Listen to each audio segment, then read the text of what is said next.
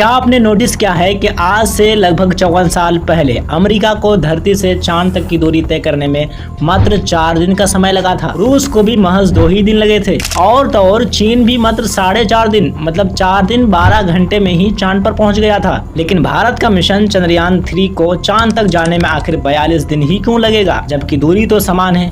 तो फिर भारत को 1 महीने से भी ज्यादा का समय आखिर क्यों, जबकि उस समय अमेरिका के पास इतनी ज्यादा एडवांस टेक्नोलॉजी नहीं थी जैसा कि आज की टेक्नोलॉजी है। और आज भारत भी टेक्नोलॉजी के मामले में कई देशों को पीछे छोड़कर बहुत आगे निकल चुका है। तो फिर भारत को चांद तक पहुंचने में इतनी देरी आखिर क्यों, जानना चाहते हैं इसका जवाब? तो सुनिए।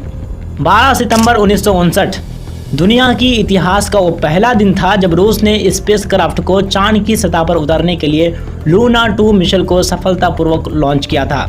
लॉन्च होने के महज 2 दिन 14 घंटा 22 मिनट बाद ही चांद की सतह पर स्पेसक्राफ्ट की लैंडिंग हो गई थी। ये बात अलग है कि रूस द्वारा भेजा गया स्पेसक्राफ्ट चांद पर क्रैश हो गया था, पर पहुंचने में महज 2 दिन 14 घंटे ही लगे थे। ठीक इसी तारीख के 10 साल बाद अमेरिका ने चांद पर इंसानों को भेजने का विचार लाया और फिर अपोलो 11 मिशन को तैयार किया गया। अपोलो 11 को 16 जुलाई 1969 को लॉन्च किया गया। सक्सेसफुल लॉन्च के महज 4 दिन बाद यानी कि 20 जुलाई के रात 8:17 को नील आर्मस्ट्रॉन्ग और बज एल्ड्रिन चांद की सतह पर सफलतापूर्वक कदम रख चुके थे। रूस 2.5 दिन में, चीन और अमेरिका 4 दिन में। तो फिर भारत को 42 दिन क्यों? असली खेल यहाँ सिर्फ और सिर्फ रॉकेट और बजट है।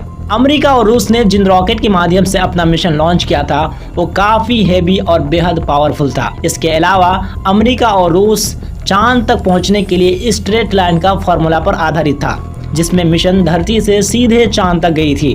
अमेरिका ने अपोलो 11 को कुल 1300 करोड़ रुपए की बजट से तैयार किया था। अमेरिका के मिशन अपोलो 11 में यूज होने वाला रॉकेट सैटर्न 5 1 घंटे में 39,000 किलोमीटर की दूरी तय करने वाला हैवी लॉन्चर रॉकेट था, जिसमें अधिक से अधिक मात्रा में फ्यूल खर्च हुआ था। मगर भारत के पास LVM-3 रॉकेट है जो इतना हैवी और पावरफुल नहीं है। भारत के पास इतना हैवी और पावरफुल रॉकेट ना होने के कारण इसरो ने बड़े ही चालाकी और तेज बुद्धि से ग्रेविटेशनल फोर्स का फार्मूला तैयार किया है। इस फार्मूले से बहुत ही कम खर्चे में मिशन तैयार होकर चांद के साउथ पोल में लैंडिंग के लिए 14 जुलाई 2023 को धरती से सफलतापूर्वक लॉन्च हो गया है। इसरो के इस फार्मूले के अनुसार मिशन लॉन्च होने के बाद लगातार कई दिनों तक मिशन धरती के ही चक्कर काटेगा और हर एक चक्कर में मिशन ऑर्बिट की सर्कल बढ़ाता जाएगा।